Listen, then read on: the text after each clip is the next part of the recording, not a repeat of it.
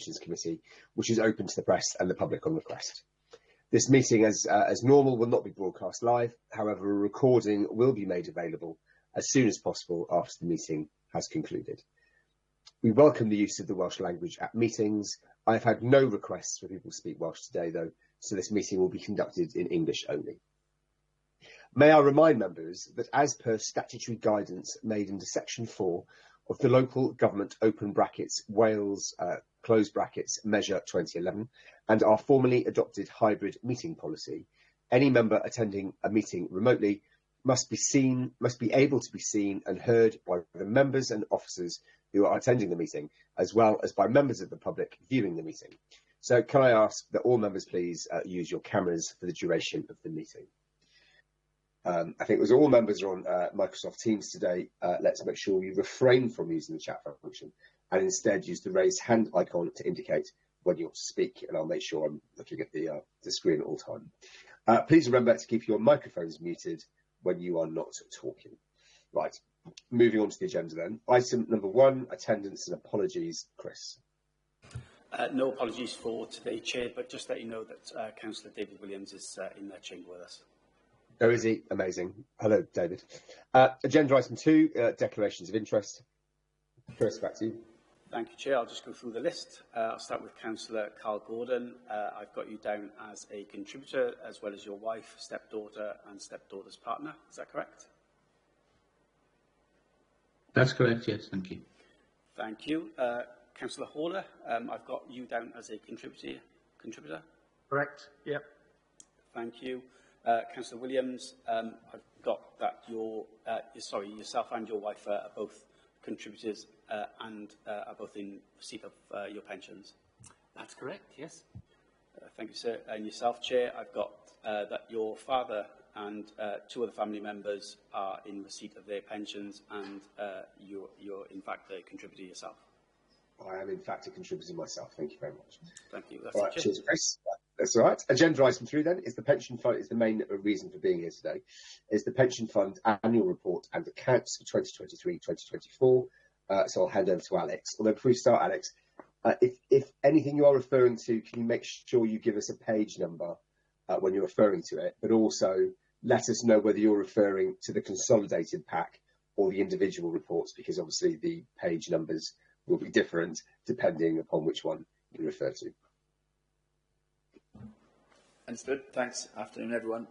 For the avoidance of doubt, my page references will be from the consolidated document, so that's the starting point, but happy to refer to specifics as and when needed. So, yeah, purpose of this afternoon is really just to present, alongside Audit Wales, and Danny Davis is on the call as well, the final position for 2023-24 in respect of the pension fund annual report and accounts. As ever, before we start, I'd just like to place my thanks to all of my colleagues. Many of them are on the call as well today, for all of their work again this year. It's been, as ever, quite challenging at times, particularly with having to accommodate some last-minute guidance update that we received from Scheme Advisory Board and CIPFA back in July. Just in terms of a reminder of the process more generally for the Pensions Committee member benefits, the fund's accounts were once again prepared in line with the Council's close-down timetable this year and submitted to Audit Wales in early June. The annual report, as I mentioned, was prepared throughout the summer, incorporating revised guidance that was issued by Scheme Advisory Board and CIPFA in July, and the annual report starts on page 27 of the agenda. I should have just said at the start, members will hopefully be familiar with the fact that we presented a draft of these accounts back in September, and so today is more the procedural aspect of that decision as opposed to any of the detail, but I'm happy to address that as and when needed. The Local Pension Board, as those charged with governance, considered the final draft documents, including the ISA 260, which was presented by Audit Wales back in October, and there were no substantial comments that should be brought to attention for committee today. And therefore, the final step in the process is essentially for Pensions Committee consideration and approval, and following that, there's some procedural steps for the Section 151 officer and the chair of the committee to sign the final documents. Just in terms of some of the documents that I referred to, Appendix 1, which is on page 7 of your papers, is the inquiries of management. We include this for completeness each year. Essentially is a summary of responses to questions raised by Audit Wales. This is a document that combines responses on behalf of Torfaen County Borough Council as well as the pension fund. The reason for that is there's a substantial overlap in the governance arrangements of both parties. Where there are separation and differences, those are noted within the inquiries themselves. I may just stop to see if there's any questions at this point before I perhaps invite Danny from Audit Wales to present the key points from the ISA 260, which is Appendix 3 and starts on page 139. Are there any comments or questions before we move into the audit report? No, carry on. Afternoon, Danny. Did you want to just cover the ISA 260, please? Yeah, brilliant. Thank you, Alex. So I'll cover the audit of accounts report for the year ended 31st of March 2024. Hopefully you've had a chance to read through the report, but I'll just go through some specific sections. However, I'm happy to take questions at the end if there's anything I haven't covered or anything you'd like more detail on. So firstly, I'd just like to highlight in the introduction on page 5 of our report, which I believe is 143 of the pack, that this report is subject to the final review and closure of the audit file. This process is very nearly complete, and no issues have arisen since in the review process since the pension board met.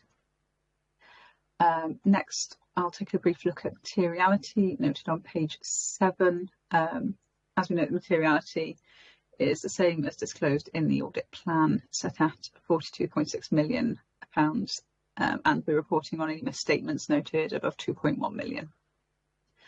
However, there was a change to the areas of specific interest due to a change in our approach regarding related parties.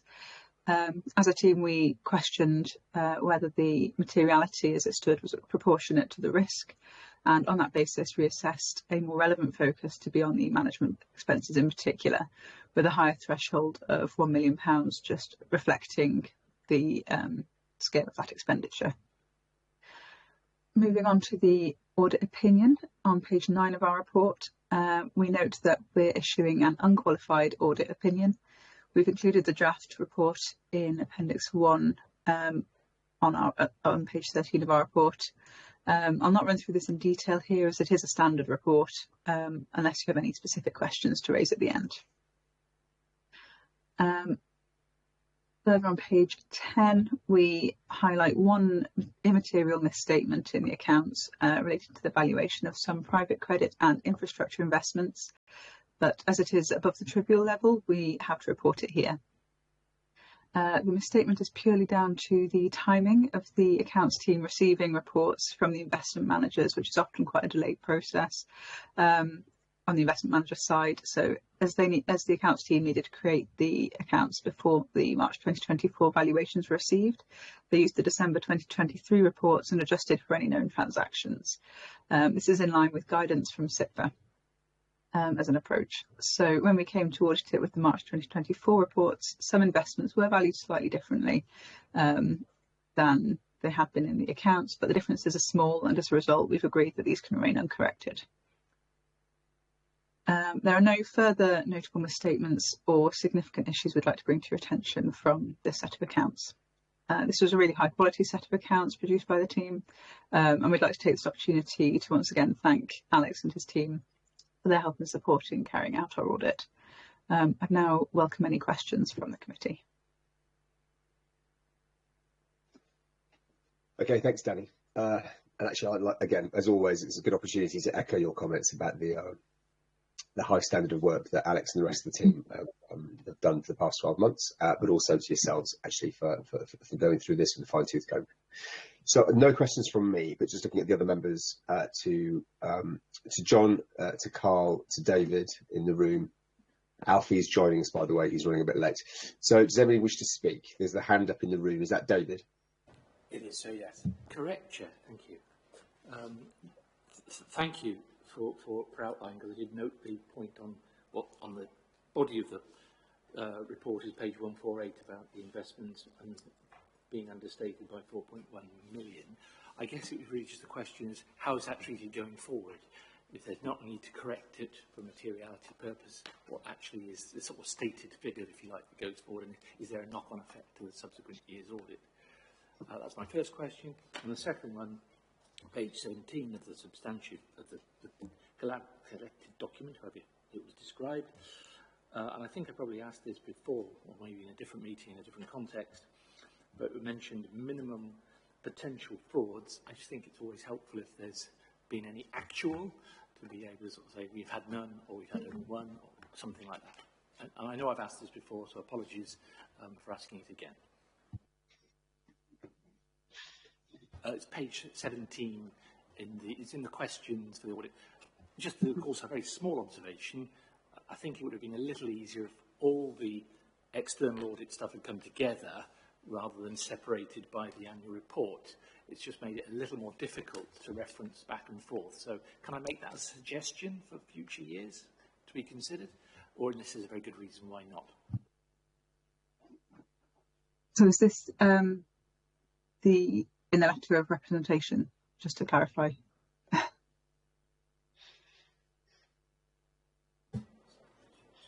Yeah, so sorry, Dan, I think it's the second part of the question was in relation to our management responses, so that's in the first appendix. And just so I'm clear, so I can respond to everybody. So page of the agenda pack was at 17.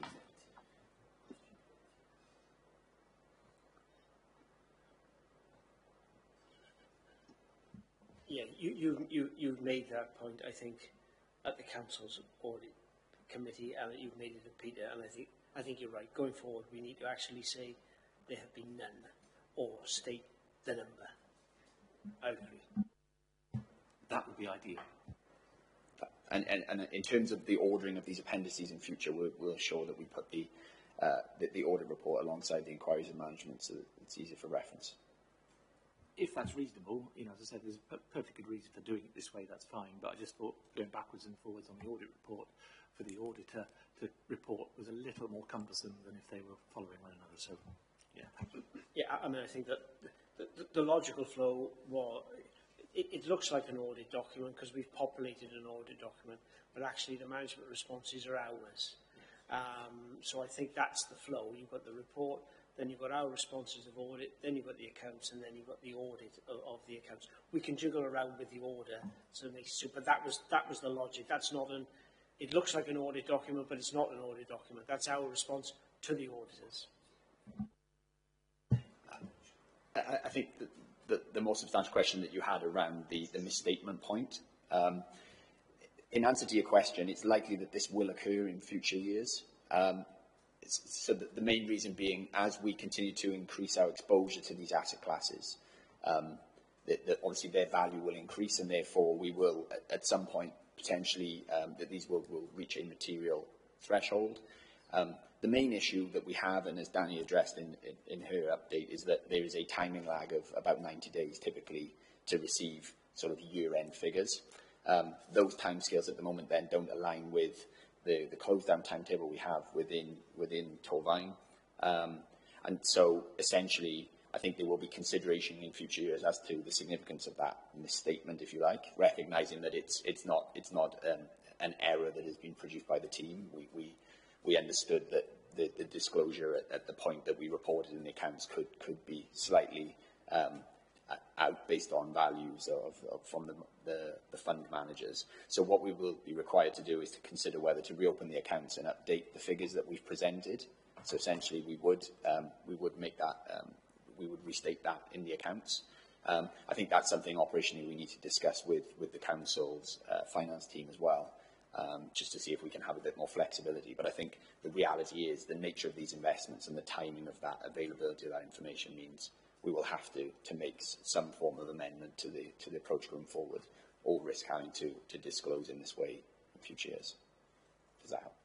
Yeah, thank you for that. I think it's a very helpful response because, you know, I think that was the root of the question essentially, that the timing means that valuations will fluctuate. And you've got that, but there may be, as you've rightly highlighted, that starts to become more material, and therefore it's planning ahead, I guess, to sort of see that we're not caught out, because obviously we pride ourselves on the timeliness and efficiency of our accounting So it was really a sort of a watch this space type of question, really, rather than any criticism or negative comment. Yeah, and I think just to reassure you, that's a net figure that's quoted, and as you can see at the bottom of the uncorrected statement disclosure, that there were some discrepancies as small as £5,000 in tens of millions. So, for context, these are small misstatements that are purely down to the actual valuation at the point at which we have audited information from our advisors. But the team have done a great job of putting something in that is very accurate, subject to this. So it's a minor statement. So we'll consider that again for future years and come back to the committee once we've worked that through operationally. Okay, I don't see any other hands. So unless anybody has any other points they'd like to raise, thank you very much, Danny, for your contribution to the meeting. Alex, back to you. Thanks, Chair. I think just to sum up, essentially a clean, unqualified opinion, as has just been reported by Audit Wales. To say it's been a robust process again this year. We've incorporated a significant proportion of the guidance that was issued rather late in the day in July. For those areas that we haven't incorporated this year, they were on a best endeavour, and we are working on that for next year's reporting. Some of that is about obtaining the level of information we need from partners such as the Wales Pension Partnership, and I think that's something that's on our work plan to incorporate next year. So comfortable that this reflects positively on the pension fund's position again this year. And I think just in terms of the remaining actions, which is subject obviously to the committee's approval, would be for the Section 151 officer to sign the accounts, and for both the Section 151 and the Chair of the Pensions Committee to sign the letter of representation, which would follow the meeting today, and documents will be published ahead of the 1st of December deadline on that basis. So, any final questions or comments there? Chaps, anyone? No? So is everyone happy with the, we're all happy with the figures, they stack up. In which case, I'll move that to a vote. Oops, that's the wrong. So basically then, hang on, back to the covering note. Right, page 4 of the consolidated document, the recommendations at point 7. It's recommended that the committee A, approve the pension fund annual report and accounts for 23-24, B, endorse the chair of pension committee and the Section 151 officer signing the accounts indicating their approval, and C, endorse the chair of the pension committee signing the letter of representation in respect of the pension fund. Could everyone please raise their hand or press the button? And yes. David, is your hand up? Yes. All right, in which case that's voted through. Thank you very much, everyone. That was pretty painless. Agenda item number 4 is the date of the next meeting. That will be the 9th of December 2024. So with that, I'd like to bring the formal part of this meeting to a close, and to thank you very much for everyone for their time this afternoon. So thank you very much.